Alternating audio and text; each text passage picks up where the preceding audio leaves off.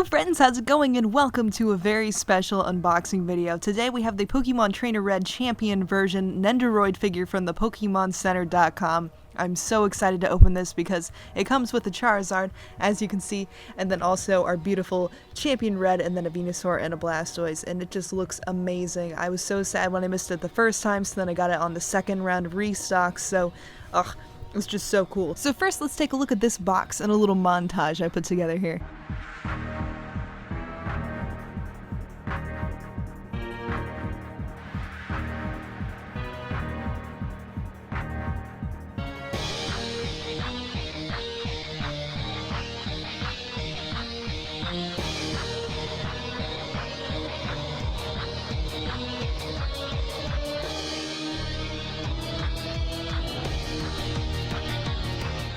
Alright, so I opened the box, and immediately when I opened it with my knife, it's got these two little sticker things on either end of the box. I just chose this side because of random selection, but immediately when I flipped it open, I could smell the new figure smell. And this is actually harder to open, so maybe I won't do this part on camera. So I noticed as I was taking the plastic out, it actually says Pokemon Trainer Red Champion version on the inside of the box. You can't really see in this video clip, but trust me, it is there. And then, oh man, here is everything inside the plastic container box thing inside of the cardboard box. Oh my gosh, it is like the most amazing assortment of figure parts I have ever seen. We've got our Charizard, we've got our Blastoise, and we've got our Venusaur all together, and then finally up in the upper left hand corner we have the champion himself, Red. So I think I'm just going to show all these things to you one by one, but first off we have handling instructions.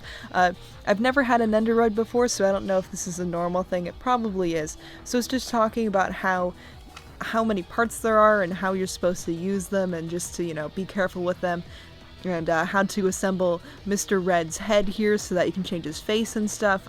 There's just so many customization things that you can do, and there's nothing on the back here.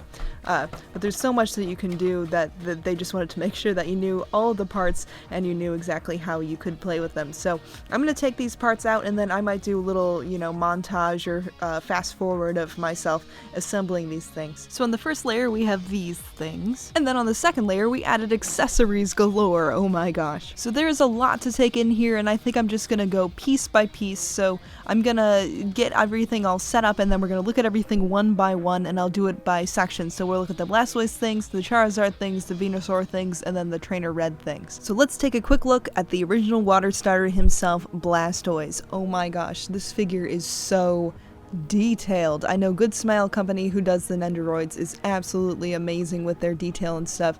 It's just, it really shines through on all these Pokemon, especially because you usually just see humans, and so you don't know how they're gonna do, you know, animal-like details, and then you see stuff like this, and I'm just blown away. Oh my gosh, this is so cool. Let's focus on some of these very specific details. So first off, we're gonna look at the head. You can actually see the muscles on the top of his head. They're so defined and really cool looking. Then of course the eyes are super well defined. You can see that there's actually a brighter spot in the pupil there in the bottom left hand corner that looks really, really awesome. The nostrils are well defined. The other eye is painted just as wonderfully as the first one. Then we've got the lines on the chest of the plastron, is the actual term for a turtle shell. And then, of course, we have the lines on his arms and legs, of course. And then the claws are painted lovely. You can see a little bit of the paint coming off onto the blue here, but as you can see from the size of my thumb, this foot is not very large, so you can excuse some paint runoff there. Now let's take a look at the back. There isn't as much detail on the back as just the lines of the shell, and we do have a little bit of scuffing here from factory errors, I assume, but we're not going to see that too much anyway when I display it, so it's not that big of a deal. The cannons themselves are finished a little bit different than the rest of the figure. They're kind of shiny to show that they're not that organic, which I think is a very interesting stylistic choice. And then you can't really see, but there are holes in the cannons here for the accessories, which I will be showing in a little bit. So let's talk about points of articulation now. So I haven't really played around with this too much, so I'm going to try to wiggle things and we'll see what moves.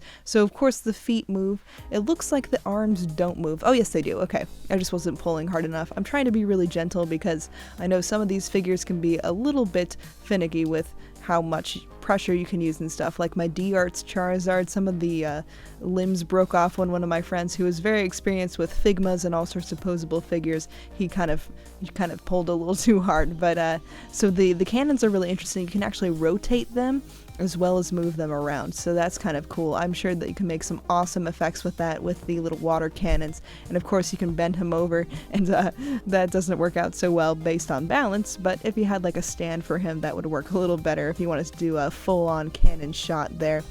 His head moves, of course. We've got some up and down and some rolling around and side to side motion, so that is pretty rad. I'm not sure if there are actual terms for this joint movement. I'm not a Figma reviewer in any sense of the word. I just know that you guys would probably like to see these high-end Pokemon figures because we don't get spoiled like this very often, so I'm super excited about this, and the tail moves too, of course. So let's break out those accessories and I can show you how those look on him too. So I popped in Blastoise's little water cannon accessories and they're so neat. So this is where the moving the cannons comes in, so that you can see them from all angles, you can pose them in different ways, you can, you know, do all sorts of different things. It's all about posing with these figures. So I'm going to bring it in a little bit closer so you guys can see the detail on the actual water shooting itself. So as you rotate it looks different because the bottom has different sort of cascades on it, so that's really neat. And then throughout the whole thing you've got this spiral. And then on the top here you can definitely see different spikes here, and they're kind of airbrushed so that you can see a darker color at it, which is a very nice touch, I think. Then the other one is pretty much exactly the same. But they're a little bit unique in the terms of the airbrushing, because no two parts are going to look the same on the airbrushing front, because I believe they're painted by hand. I'm not super sure.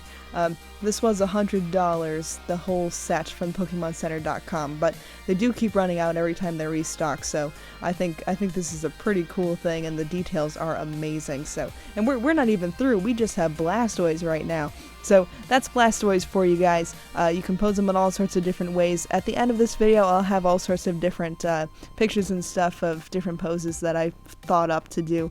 But in any case, let's go on to what I'm most excited about. We're gonna go to Charizard. So here is the one, the only Charizard. Look at him, guys. This is awesome. I love how this figure looks. Now, just from looking at it, I can tell that the tail will not be posable, so that's a little disappointing, but I did have to put the wings on, and they both have ball sockets, so that means that we can move those a lot. But let's just give a little circle 360 of this guy first before we start playing with some of his limbs. So his arms move, of course. You can see the ball socket when I move them up like that. His legs move, as you just saw there when I pushed down a little bit. He's got some great detail going on. We'll talk about the detail a little bit more later after we're done with articulation. The head moves a whole lot more than I thought it would. It's awesome. You can do up and down, you can do all around, wiggle all over the place, and of course you can have him looking all, you know, majestic. Just so many things you can do with these poses, guys. Oh my gosh. And then the wings are in ball joints, so you can move them all over the place however you want. And then, like I said, you can't move the tail at all. You can't move the flame either, but it does look really cool. So speaking of looking cool, let's zoom in on some of these details. So check out that eye, guys. You can see all the colors on there. You've got the black background, the white highlight, and then the blue on the bottom to really just define that eye. It looks amazing. Then just like on Blastoise, we have defined facial features here. We've got some really nice sculpting for the eyebrows and stuff, and the nostrils and everything.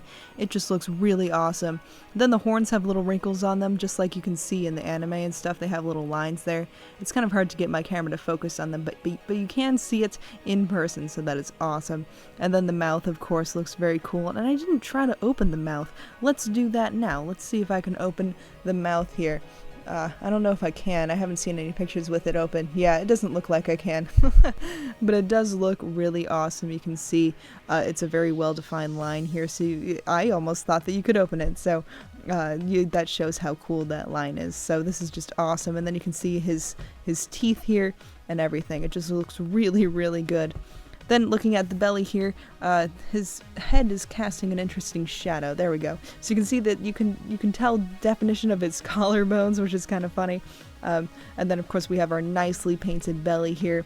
We've got the under feet, I don't even know, foot pads, I guess you could call them, that are well defined as well, and the claws are painted most lovely. Then we have the tail flame. It's hard to show you in my camera how this looks. If I had a more high-end camera I might be able to show you the colors a little bit better, but this is airbrushed as well, just like other parts of these figures, so it's got some really nice reds, some really interesting oranges. It's not quite translucent, but it is a pretty cool looking plastic, so that's awesome. Then on both of the wings we have this one line of definition here to show that that's where the wing bone, I guess, would be. Then we have the same sort of definition on the front of the wings here. It just looks really, really neat. And then that's basically it for the details on Charizard, so I'm gonna grab his accessories and I'll show you how those look with him. So Charizard comes with 3 different sizes of these awesome flame burst things. It absolutely reminds me of Blast Burn. That's probably what it was doing. They have a Hydro Cannon for Blastoise, Blast Burn for Charizard, and Frenzy Plant for Venusaur, which we haven't looked at yet, but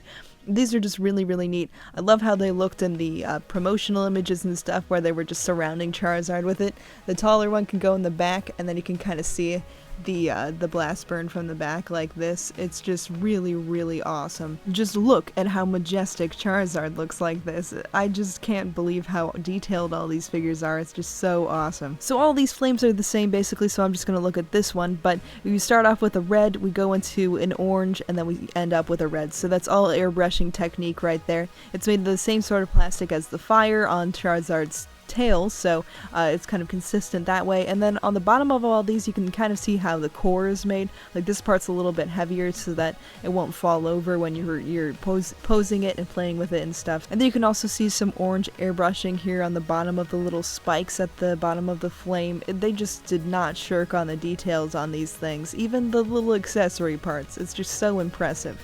So let's become even more impressed. We're going to look at Venusaur next. So here's the final Pokemon figure of the bunch, Venusaur. Now this Venusaur looks absolutely menacing and awesome. Oh my gosh, have you ever seen Venusaur look so cool? I love the style of this figure. It looks different from the usual Venusaur figure style, which is just kind of like a fat frog thing. This guy looks absolutely powerful. He looks like Red's Venusaur. He's worthy of being Red's Venusaur, if you catch my drift. So these parts just look amazing, and the details are outstanding. But first, let's see what moves. There isn't much on a Venusaur that moves in general. So we've got the legs that move in the front here. It's a little bit harder to move these legs than some of the other ones, but I assume it's because Venusaur is hard to move in general. I mean, he's pretty heavy. I don't know the exact stats on how heavy Venusaur is, but I'll probably toss it up on the front of the video or something. But still, this is really cool. You can move his legs a little bit. The back legs are a little easier to move on mine anyway. And then his head kind of rotates. I was playing with that while I was getting his flower thing on. And then the flower thing doesn't do much. It just sits there and looks pretty. But it's made of the same plastic, so it's really high quality stuff. So let's take a look at some of these details. So just like we did with the other two, let's take a look at the face first. So the eye is looking awesome. There isn't a lot of highlights and color that you can do with a Venusaur's eye, but that red is piercing and awesome. Then we got the eyelids that are really well defined here. He doesn't have any facial muscles per se, but he does have really nicely painted teeth and awesome nostrils, and then the other eye is just as cool. And he's got that little smirk going on here with that little extra bit of plastic sculpt there. It just, the people who make these are just amazing artists. I think that they do an excellent job, and the joints are always really nice. And then we've got the bumps on Venusaur. I don't know, do people call them warts? I don't know what people call them, but they're cool little bumps that he always has, and they're pretty neat looking on here. You can feel them, you can touch them, they're pretty three-dimensional. And then here's the bottom. There's not much to talk about with the bottom, except it's kind of funny that he's doing a faceplant right now. You can see how the toes are really well painted, just like the other figures. So and then the flower is amazingly well painted. All of these little polygons here look outstanding. None of them look blobbish. They all look like they should. It's just awesome. And then the centerpiece of the flower here, you can see all the different ridges here, and then it's got the different color on the inside. There isn't much airbrushing on this part of the figure, but it still looks very awesome. We've got the ridges on the leaves that you can feel. We've got the palm tree-esque stuff on his flower right there.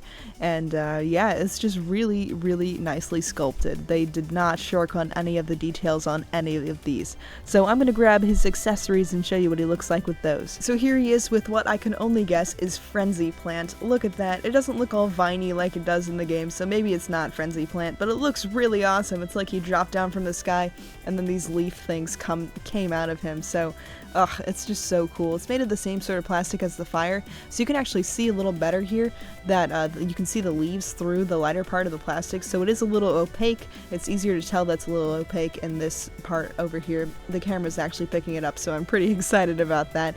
But these are just really awesomely detailed. Let's take a closer look at this. So you can see each individual leaf that they have on here has little lines on it. They're very well defined. You can see some leaves on the bottom there too, and you can see the airbrushing of the opaque plastics. That you can see that's darker on the bottom then lighter on the top. It just creates such an interesting effect. This is such a cool piece to display your Venusaur with. It's gonna look awesome on any shelf. Like if your shelf has school books on it and then you just plop these guys on here, boom, the shelf is instantly 150% better.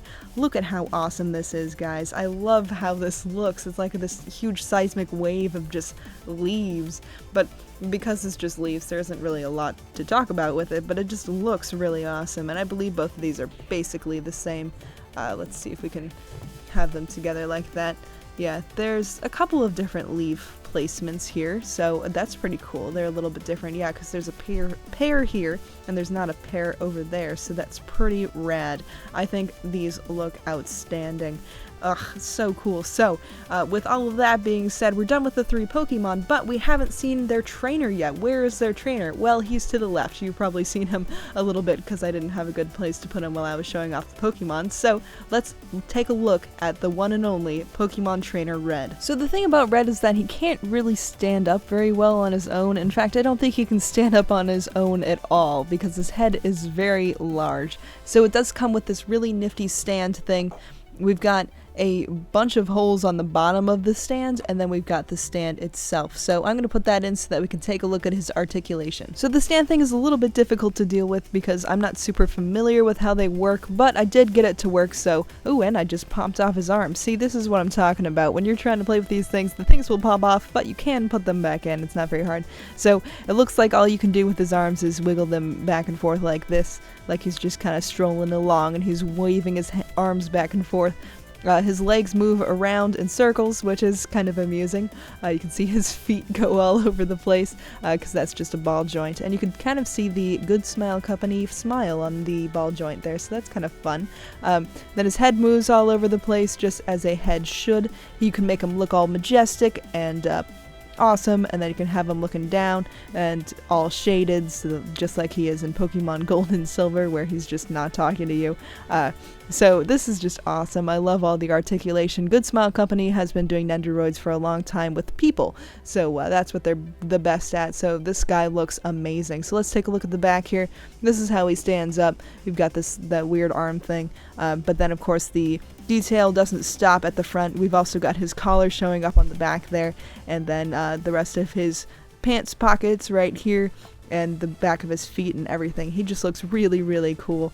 Just perfect for a master Pokemon trainer. So Red comes with a butt ton of accessories, so I'm just going to do them one by one and show you how they look and maybe show you how they go on. Accessory number 1, the backpack with a Versus Seeker on the strap. So here he is with his backpack on. You can see his Versus Seeker right here on the strap, and then as we turn him around you can see the pocket of his backpack, and then also that there is a little hole in the backpack for the stand thing, so you can always have him standing up, so it looks really nice. And then we've got our red band here on the other pocket. This thing is so detailed. There are so many interesting details on this figure and his accessories. Accessory number 2, hand made for Pokeball holding. So the next accessory is a hand that he can put a Pokeball in. Now I tried to put the Pokeball in before I put his arm on, but it actually was very difficult, so I'll have to try a different time when I'm not feeling so frustrated, but this is what the hand looks like. It's pretty cool. So if I was able to put the Pokeball on it, it would just go onto this little peg here, but it's just so difficult. And I mean, here's the hole here. You can see it.